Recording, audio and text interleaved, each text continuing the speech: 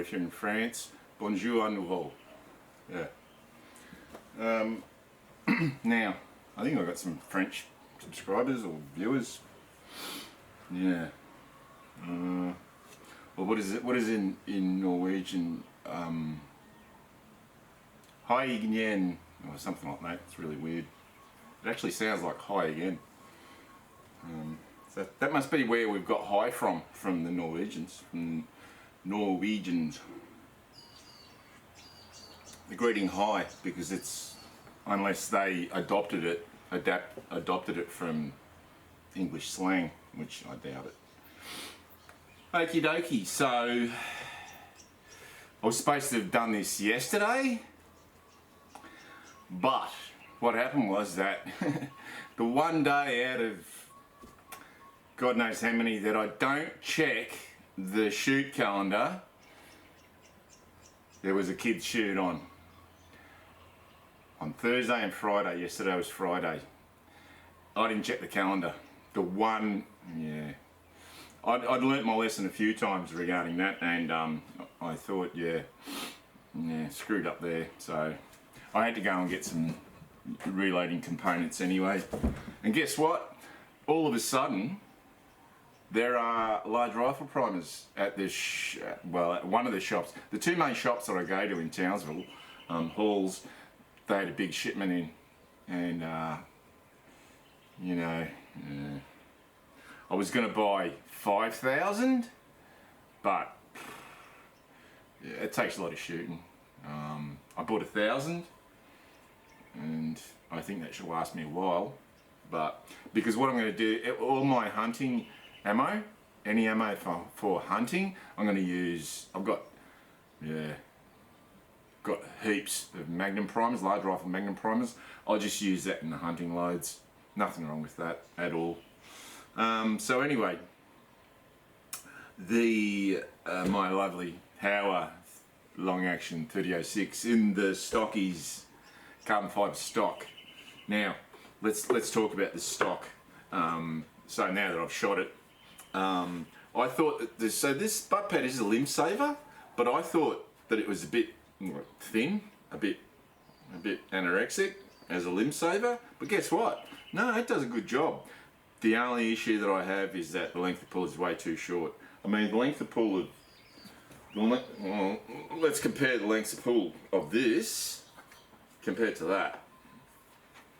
So I think you can see the difference. There's about, change the flag. There's about 2 inches, almost 2 inches of difference in length of pull. I do like a long length of pull. Well, probably because I've got long arms. But this is a really short length of pull. So what I was going to do, I was going to get a bigger limb saver pad, or one of those backfired backstop pads, new ones, the swanky U-Butte ones. I'm not going to do that. I'm just going to chuck some spaces at the back there. Some spaces in between the pad and the stock, and that should do it.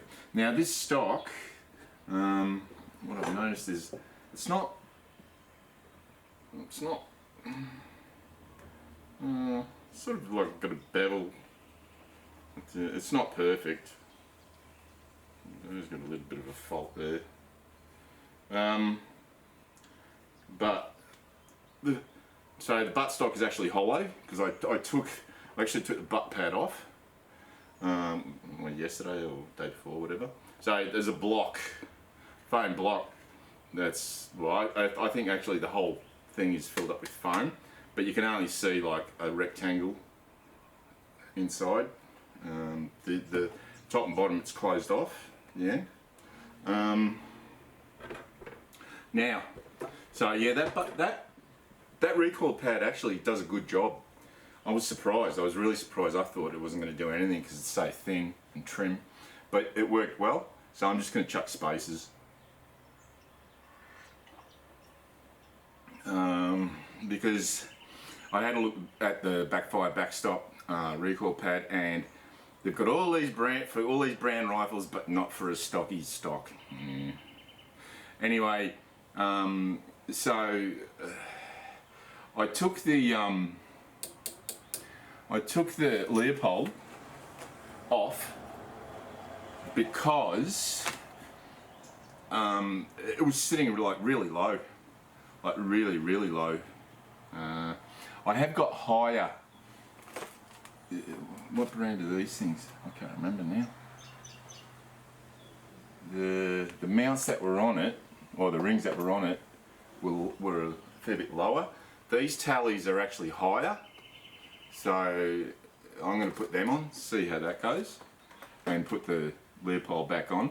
But I was sort of keen to test it out with the accuracy out with this, the 4.5 to 14 Burris E1 full field. It's not a cheap scope, but it's not, I wouldn't say it's high end, but they are a good scope. It is a good scope. The reticle is much finer in it, so I was able to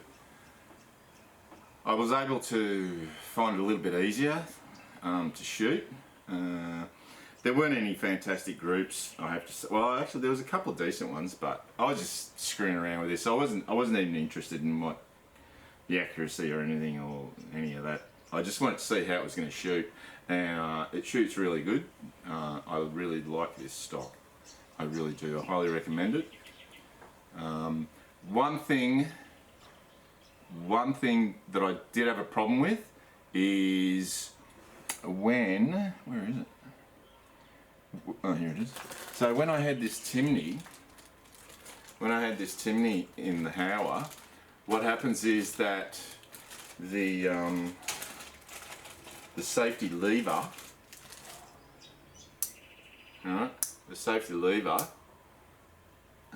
it's got too much travel forwards, and I couldn't get it into the firing position. There's a little slot where the safety lever goes, right? And yeah, it was hitting at the front, and you couldn't take it off safe, so you couldn't fire it. So I took the Timney trigger out, which is okay, and I put this thing back in, which it's okay. The trigger's okay. Yeah, so that did really well. No problems with that. And now, what else was I going to say about this thing? Oh yeah, I was sort of bit. I mean, it's a $600. It's a well. Oops, this is going to fall down. It's an $800 stock actually, and they give you shitty black sling swivel studs, black metal swing swivel. Oh, come on, you can do better than that. You can put stainless on there. Come on, you know, stockies, stainless sling swivel studs. Yeah, but yeah, really love that rifle. I've got some I got some yesterday. I got some 165 grain, I think Game Kings. 165 grain Game Kings, I think it was. So I'm going to load them up, and that will be it. That will be the load that I will work on and create, and yeah, that should do the business. 165 grain Game Kings. Now, as far as this thing's a bit low, I'm just going to change the camera angle. Alright, so because of the construction of the stock, it sort of leans forward when it's in this vise.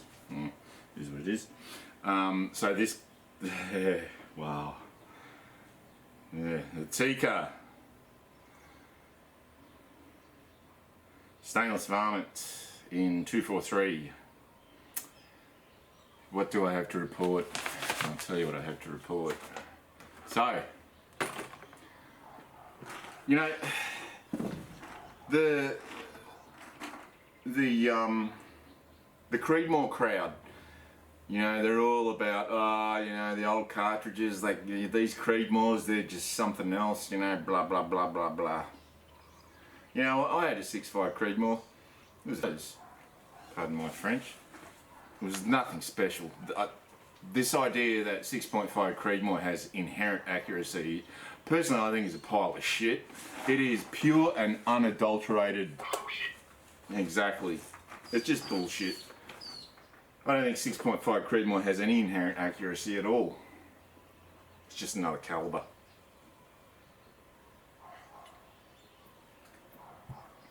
And you know, there's all the talk about the older cartridges, you know, they need to be superseded with these so you can have longer BC, big bullets and blah blah blah blah. Well, guess what? This is a 243. That's a bloody old cartridge.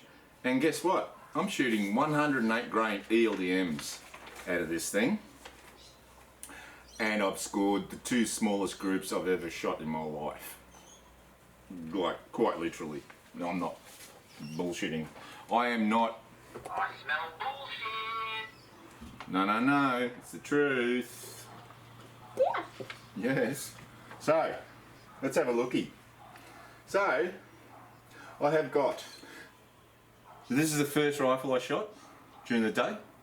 When it heated, I didn't let it get too hot like I'd normally do. Right? I get impatient and I'll be in a rush, especially at the end of the day. And I'll just want to, you know, put those bullets through and not give a shit. Well, I didn't do that. I was really patient. And so while I was letting this cool, I would shoot that 30-06, my beloved Hauer. So, here we go. First, so this is first group, cold barrel. You would think with a cold barrel, if the first shot, usually with a cold barrel, what I've noticed is that the first shot will go somewhere and the next 2 will drift somewhere else, or vice versa. The first 2 will group somewhere and then the third will drift off somewhere else, just due to the fact that the barrel's heating up. Well, not this gun. First group, 0.54. So this is Hornady 108 grain ELDMs. And I was using AR2209, which is Hodgson 4350. Now, I haven't used a lot of AR2209. I was using it in like 7mm Rem Mag, and when I had that, and I can't remember what else. Yeah, and even the 6.5 Creedmoor, that was supposed to be the powder for the 6.5 Creedmoor. Man, I tested that 6.5 Creedmoor to the buggery, and I got nowhere with it. It was a piece of junk. And you know what? I traded that 6.5 Creedmoor in. I can't remember what for. For a shotgun, and it was more accurate. Yeah. So the second group, 0.42. Third group, 0.16. That, my friends, is 3 rounds. 0.16. Then the next group went to 1 inch, but that one down there, I pulled that one. Alright. It would have been, yeah, half an inch, third of an inch. So 0.16 with 39 grains. So that was 38 grains, 0.54, 38 and a half grains, 0.42, 39 grains, 0.16. And then that fourth group, I pulled it, so it doesn't really count as far as I'm concerned. Now, 40 grains, I got 1.1. Now I pulled that one. Alright, I know I pulled that one because the guy next to me shot almost at exactly the same time as I was about to pull the trigger, and I pulled the trigger. I don't know if you've ever had someone that shoots just before, like nanosecond before you shoot. It really puts you off. So I can discount that one, 1.1. So that was 40 grains. 40.5 grains, 0.3. So that's 3 rounds. One of the reasons why I was only doing 3-shot groups is because of this is the last of the brand new Lapua brass. So now all of my 243 Lapua brass is fire formed. Now I can really do some accuracy work. So 40.5 grains, 0.3, 41 grains, 1. Not really. I reckon I must have pulled that one. 41.5 grains, 0.18. So they are the two smallest groups I've ever scored in my life, that I've ever shot in my life. And you know what? I don't like Hornady bullets, but you can't argue with the results. So 42 grains at 0.89. You had two together, and then one a little bit further away. And 42.5 grains at 0.75. Now, so where is it? Yeah. 0.18, second smallest group I've ever shot. These groups are even smaller than what I shot with my 17 Hornet. And 17 Hornet groups can be absolutely minuscule because it's such a small bullet. And if you get them close together, the group's tiny. 0.16, that is the smallest group I've ever shot, I think. As far as like big caliber, anything bigger than a 22, 17. 0.16 and 0.18. So, I bought another box of 108 grain ELDMs because, wow. So, all of my Lapua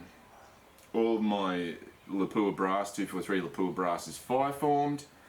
Now, I get to the job of sizing, but first thing I have to do is figure out, I've got to pull.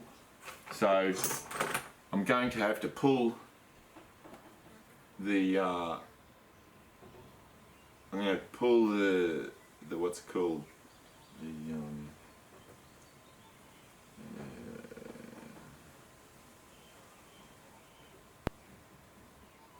yeah, I got to figure out how to do that. I got to pull this ejector out. And am I pushing it away? Yeah. I'm going to pull this ejector out so that I can figure out the exact size of my brass. I won't go into the process of doing that. It's a bit of a pain in the ass. Now, one other thing, I don't know how this is going to sound because I've got a brand new mic, because I used to use this. So this is a Rode Micro. Nothing wrong with the what's it called? This cable. This cable is a piece of junk. I didn't realise that this actually plugs in. So I've got the Rode Micro. I can still use it. I just got to get another cable, audio cable. But I didn't realise that. But I got a new mic. And it is a, what is it? It's a Boya. Yeah. So this is a dead rat. I haven't got the dead rat on it. It's just got foam on it. So I don't know how it's going to sound. Hopefully it's going to sound better. Now for the old 30-06, because I want to make really, really beautiful ammunition, I did get some Reading 30-06 deluxe die set. Yeah. You know what? As much as I love Lee, I've only got a Lee set.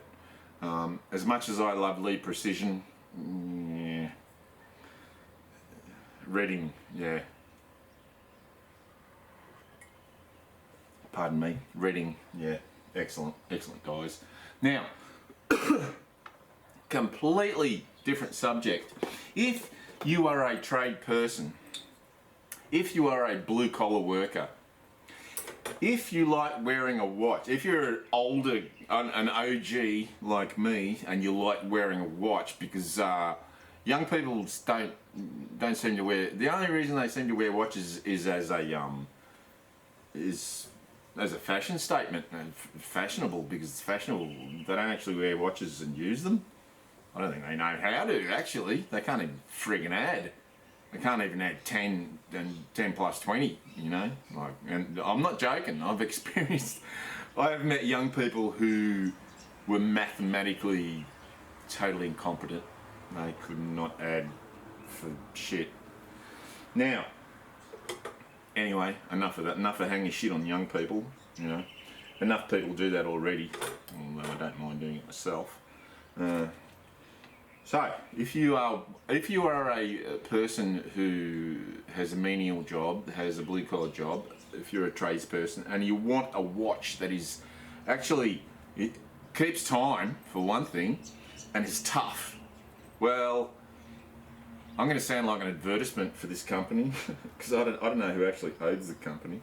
So there's a brand, and I've seen them in a few different department stores, so I'm not sure if they're actually owned by one department store because I've seen them in competing department stores, unless they've joined forces and merged, is Tradie, T-R-A-D-I-E. Tradie, you can get Tradie underwear, you can get Tradie, a lot of socks, Tradie socks, you can get Tradie apparel, you can get Tradie work shirts and Tradie pants and Tradie everything. Well, they also have Tradie watches.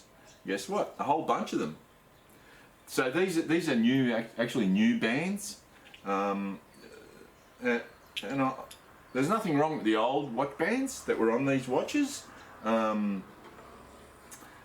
well, actually, I didn't get a brand new band for this. Is the original band. So that's what it looks like. You better look at it. Okay. If you're familiar with Casio, it looks like a Casio. It really does. It functions like Casio. It looks like Casio. And this thing is tough. I will show you footage of what this thing has been through. I have worn this many times now. Like I've had them for months and months.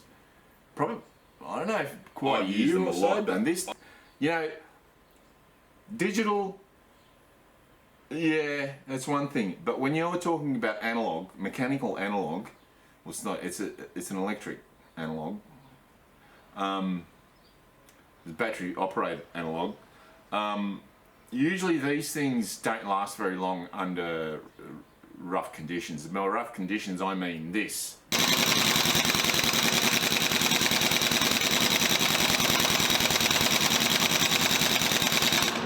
Okay, so that's a little snippet of what this thing can put up with, and it has been. And I've worn this more than the other watch.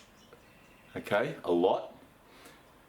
So I'm wearing this when I'm swinging a sledgehammer, when I'm using a pneumatic pneumatic wrench, and those, we got big pneumatic wrenches. We got 1.5 inch pneumatic wrenches. Let me tell you, those things weigh over what, 100.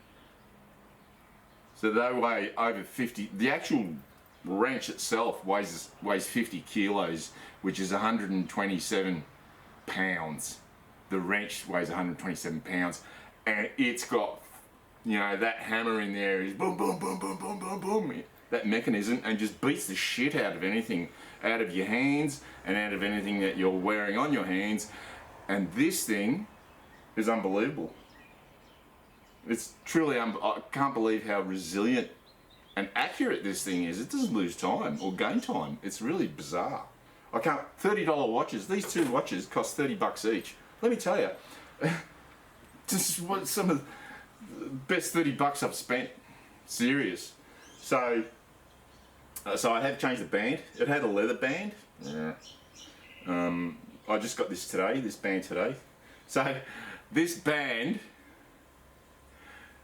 the band costs as much as the watch. The band costs $29.95. This watch costs, I think, $29.95. But it's just amazing. This watch is amazing. So when I first got it, I actually dropped it, and the back popped off. And I thought, that's the end of that. You know, it was really, really hard to get it back on. There was this tiny, thin O-ring that goes right around.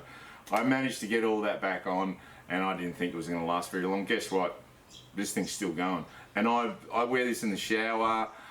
You know, it gets hosed, it gets wet, sweat, no problems. So if you want a really good, tough watch for $30, look at Tradie watches. T-R-A-D-I-E. I doubt if you've got them in the States. They're an Australian thing. Well, I think they are. And wow, excellent watches. So what else do I have to report? Not much. I'm probably not going to go to the range tomorrow. I'll probably be focusing on processing the lapua brass. and I've got to figure out how to take the extractor out of this bolt. I mean the plunger ejector out of this bolt, so that there's no resistance. Yeah, dismantle this thing, do a proper job. And I want to take my time and do a proper job, because the accuracy potential of this thing is unbelievable. 0.16 and 0.18 groups, smallest groups I've ever shot in a larger caliber rifle. But that's probably better than what I've shot with the 17 Hornet. I can't remember now. I'd have to have a look at my old videos. But what an amazing, and this scope, this Nico Sterling Hornet 10 to 50. Let me tell you, people hang shit on Nico Sterling. You know, it's really cheap. You know, it's crap. It's made in the Philippines. Man, I've got to tell you, this scope is excellent. This scope is excellent. I look at that 1,000-meter target and it's as clear as, beautiful. And it only cost me $600. Unbelievable. Yeah, so if you can get one of these for a reasonable price, just get it. Don't hesitate. Nico Sterling Hornet ED, or ED Hornet, whatever, 10 to 50. Just, yeah, pull the trigger and buy it. It's friggin' amazing scope. Beautiful scope. And, oh yeah, the field stock, the MDT field stock. Now, so I've got to get myself some proper bench rest bags to shoot off a bench, because I've just got the Caldwell Rock combo, which is okay. The thing is that this thing, right, and I've got to put something on the bottom there, get rid of that sling swivel studs, and put something smooth on there so you can just slide, because the difference between this and this, the Tika stock, right, the really noticeable difference is that with the Tika stock, when it went bang, it would do this, okay? Fair bit of muzzle lift. Surprising. So Tika, your stocks are shit. With this, no. It wants to pretty much just go straight back. The reason why it doesn't go straight back is because the bags I'm using, it's catching on that rear bag and on the front rest. Yeah, because the bottom of this is not designed to slide. It's a bit grippy, so I've got to do some modification there so it just slides back, because the way that I shoot when I'm shooting in a target scenario is I'm a free shooter, meaning that I do not put any input. The only input that I put into this gun when I've got that dot lined up is this. Is quite literally my thumb on there and my finger there, and that's it. Bang. I do not put my cheek on the rest, which is why I don't give a shit about what height it is, and I do not put my shoulder against I have it close to it, I have it close to the butt, but I do not have it resting on it. The only part of my body that touches this rifle is my thumb and my forefinger, and that's it. And it's a very light trigger, it's a 9-ounce trigger, so it doesn't take much. That is how I prefer to shoot, and I'll tell you the main reason is because whenever I actually place any part of my body on any part of the stock, it moves around. You can see the dot, you know, as your heart goes, like quite literally. I don't know how the hell anybody can shoot accurately with their cheeks squashed up against the rifle, because I don't know, my heartbeat, I can see it. You can count. I can count my heartbeat by watching that dot moving around. So I like to free shoot, and it works. You can't argue. You know, not every don't worry, I don't free shoot this thing. This thing I've got the death grip on. All right, because I had some pretty hot loads in it this time, like pretty hot, and Even my 270, you got to death grip it. So I was death gripping this, holding it down and right up against my shoulder, but I didn't have my cheek on the cheek piece. And this, the reticle in this is superb, really, really good. So, what else do I have to report? Yeah, I've got to get decent bench rest bags. I don't want to get like the big joystick F class friggin'. I don't really get that because if your rifle is just sliding straight back and all you have to do is just push it back in its position, you shouldn't need a big joystick to move it around all the time. It should get back pretty much on the target. If it doesn't, you're doing something wrong, quite literally. So I've got to bugger off I've got to take it out of the stock to get rid of these studs. I've got to take the butt off to get rid of that stud, and I've got to take the action out of the rifle, barrel action out of the rifle to get to that stud. Yeah, so that's what I have to. I don't think I've got anything more to say. I'm just trying to think. No, I've got nothing more to say. So if you want a really, really good watch, get a Tradie watch. They're only $30 each, and they're amazing. Just how tough they are. They are amazing. If you want a really, really good scope that's really reasonably priced, the Nico Sterling Hornet ED 10 to 50. Man, yeah. Amazing scope. For the value for money, I don't think you can beat the value. No, it's not a first focal plane. Whoop-de-doo. I don't need a first focal plane to shoot a stationary target. Why do you need a first focal plane to shoot a stationary target? And you know, all of these budding F-class shooters and PRS. I can understand PRS, yeah. I can understand you using a first focal plane scope in PRS, but F-class, you don't need a first focal plane at all. So this scope is fantastic. 20 MOA rail with bubble. Oh, this thing is, yeah, amazing. Yeah, I'm just gushing. I'm just gushing because I'm amazed how small those two groups are. 0.18 and 0.16. Alright, so what I'm going to do is I'm going to get to it, start processing my 243 brass, or yeah, once I figure out how to dismantle that bolt and figure out, yeah.